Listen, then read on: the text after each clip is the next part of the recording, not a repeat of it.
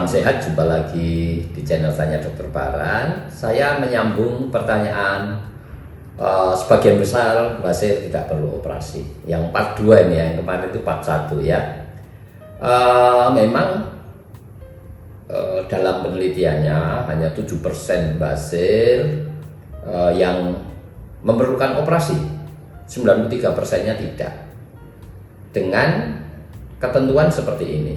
Ya, kalau di negara barat, di Amerika, di Eropa itu orang kan pengetahuannya sudah lebih sadar ya tentang kesehatan ya, kesadaran. Jadi sejak awal kalau dia menderita wasir, dia sudah datang kepada dokter ya. Jadi sejak derajat awal tuh dia sudah datang kepada dokter. Yang jadi masalah itu kalau di Indonesia, setiap orang yang menderita wasir datang ke dokter, wah ini harus tindakan, ini harus operasi, sehingga membuat stigma di dalam masyarakat kita kalau kita menderita wasir itu kalau ke dokter pasti operasi. Sehingga takut ya, sehingga sejak derajat awal dia nggak mau datang ke dokter karena takut dioperasi. Maka dia menjalankan yang namanya self medication, ngobati dirinya sendiri dengan alternatif, dengan berbagai macam cara lah yang dia ketahui. Hasilnya apa? Karena kurang memahami tentang masalah wasir, kemudian wasirnya itu berkembang ke derajat lebih tinggi ya. Misalnya sampai derajat 4. Kalau derajat 4 datang ke dokter ya pasti operasi, karena memang menurut semua guideline kalau derajat 4 ya harus operasi. Bahkan derajat 3 pun kalau mau operasi ya operasi. Jelas ya. Oleh sebab itu saya mengedukasi ya kepada kita semua, kalau punya wasir ya periksa ke dokter, entah derajat 1, derajat 2, derajat 3, derajat 4. Sebaiknya sejak awal masih derajat 1, derajat 2, derajat 3 itu sudah datang ke dokter yang berkompeten menangani wasir. Supaya apa? Tidak dilakukan tindakan operasi. Karena kita tahu pada part yang pertama atau video saya yang sebelumnya, 93% saja yang perlu operasi. Yang perlu 93% yang tidak memerlukan operasi, hanya 7% yang memerlukan operasi.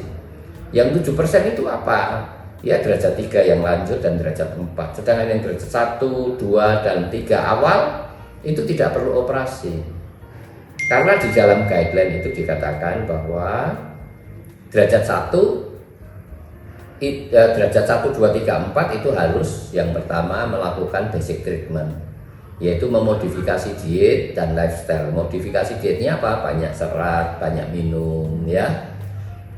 Modifikasi lifestyle-nya, cara hidupnya, nggak boleh banyak ngeden, nggak boleh lama-lama BAB, nggak boleh sering-sering BAB, yang nggak boleh ngeden kuat-kuat misalnya.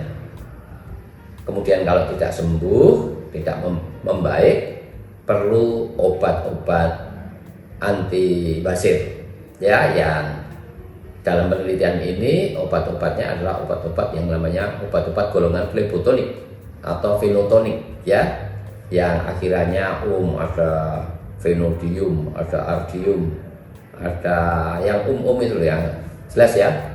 Dalam penelitian ya, saya tidak sedang mempromosikan obat ya.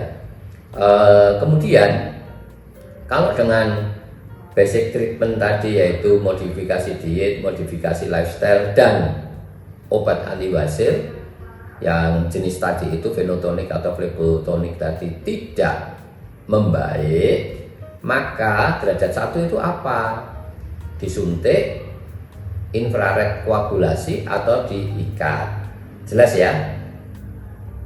Derajat 2 juga sama, disuntik, infrared koagulasi, atau diikat. Dari ketiga tindakan ini yang paling efektif adalah diikat ya. Kalau di sini saya mengajar beberapa teman sejawat dan juga mengedukasi, itu ada di Indonesia itu PILA, yaitu alat kesehatan produksi dalam negeri ya, bukan import ya, produksi dalam negeri yang bisa dipakai untuk tindakan mengikat wasir, itu namanya PILA ya, PILA. Kemudian derajat 3 itu operasi. Kalau tidak mau operasi, maka dilakukan tindakan halral. Jelas ya? Derajat 3 itu derajat 3 itu operasi dan kemudian halral. Kalau tidak mau halral, baru terakhirnya itu stapler. Jelas ya? Operasi, halral, stapler untuk derajat 3. Kalau tidak mau ketiga-tiganya, kembali kepada mengikat ligasi teknik atau pila, katakanlah begitu ya. Nah, sekarang kalau derajat 4 itu operasi tindakannya. Kalau tidak mau operasi konvensional, yaitu stapler, operasi dengan stapler. Kalau tidak mau kedua-duanya, kembali kepada tindakan mengikat. Jelas ya?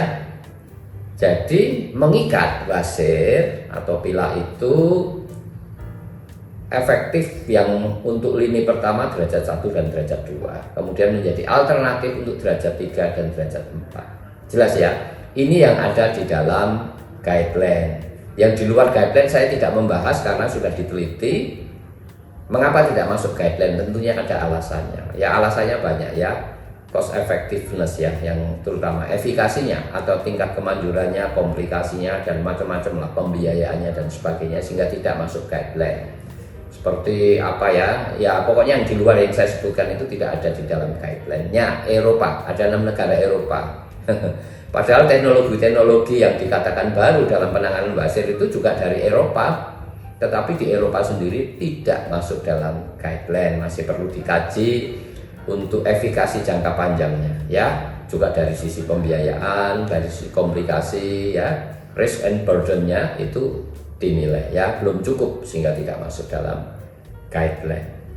Jelas ya?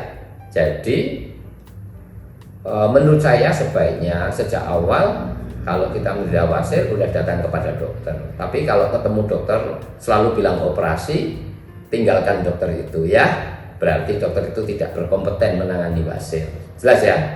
Setiap datang mesti selalu operasi, dia tidak berkompeten. Mengapa tidak berkompeten? Karena tidak berdasarkan guideline dalam penanganannya.